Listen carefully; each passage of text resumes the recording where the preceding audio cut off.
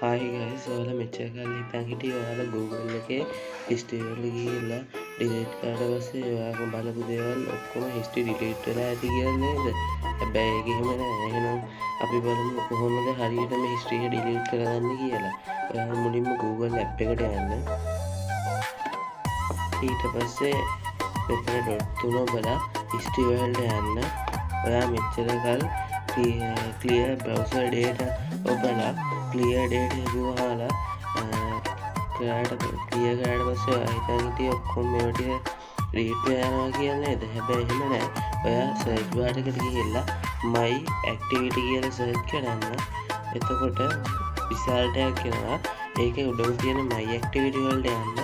my activity වලට ගියාට පස්සේ ඔයාලට පේනවා ඇති අපි search කරපු හැමදේම මෙතන තියෙනවා.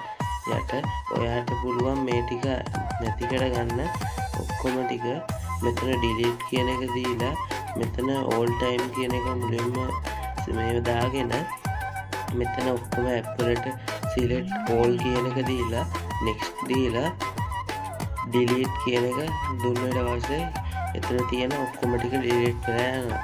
මේ වගේ වීඩියෝස් හදලා බලන්න මාව දැන්ම subscribe කරලා තියාගන්න.